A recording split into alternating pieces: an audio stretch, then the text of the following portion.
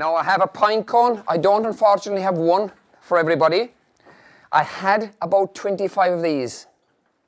These are perfect shaped for the most part. You will get the odd anomaly, but they are a real gem.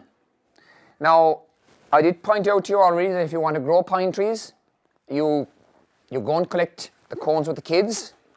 You dry the cones out and you get the seed out. You store the seed maybe. And then before you sow them, you put them into the fridge for about a month. If you put them into the fridge for about a month, they get the idea that they're up the hills. They get all the frost, the snow, etc. in their natural habitat, and you're trying to mimic that in the fridge. Now that brings up germination then considerably. So project number one, when you go to the wood, you're going to collect your cones, you're going to bring them home. But having brought them home before you dry them, there's a very important exercise you must do with the children. And that exercise is to get them to look at the way these spirals are arranged. Unfortunately, as I say, there's only probably one between two. I want you to look at, and some of them I have marked with blue markers and red markers. Others I haven't marked at all because they're kind of odd shaped. For example, this one here is off of a different tree. This is off of Monterey pine. This is off of another more exotic pine. But the principle of these spirals will still apply. If we now look at the pine cone as if we were looking at it when it is picked off the tree, not down directly this way, but we look at it kind of backside up, if you will. Because remember what I said about pine cones?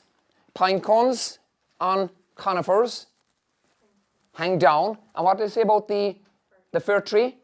They stand up like candles. And we had a very good example of that below in Green Islands yesterday because I flagged the noble fir where the cones were standing up. So pine cones will always hang down. But now if you start counting those spirals, I've indicated some of them with blue marker. I've indicated the spirals with blue markers and with a red marker. Some of them I've drawn all the lines on, more I've not. Now if you look at it carefully, you should be able to count 13 spirals one way and 8 the other way. There's a blue spiral going that way. Everybody looking up to me. There's a blue spiral going that way. You can go another one here, another one here, another one here, and as you're turning the cone around, those spirals all go in that direction. Turn the other side, and the other spirals go in the other direction. The principle is that you should be able to see now that the pine cone fits into this concept we had very early on in the week, the golden numbers of nature. In UMBERS of nature, otherwise known as the Fibonacci numbers, which you will not use with any school kid. You can mention it if you want to, but you won't be physically writing it because it's a crazy word to expect them to remember written down. But you can certainly mention it and let them hear the sound of this weird scientist who was Italian.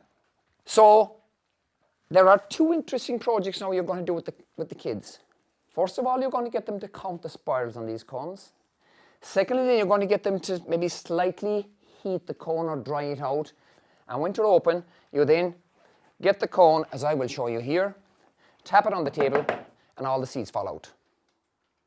Again, maybe with a junior class, count the seeds. How many seed will you get from the cone? If you count the seed and then maybe sow 100, how many trees do you get out of the 100? Because then you are doing a very simple germination test.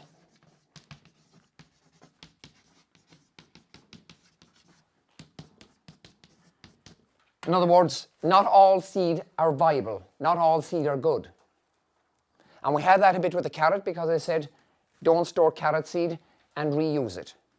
Because some seeds don't have great viability. You might collect a cone of a year, for example, and very few seed grow out of it. The seed are there all right, they appear to come out of the cone, but they're not viable. That might be due to weather. That might be due to the time the seed was setting, and so on.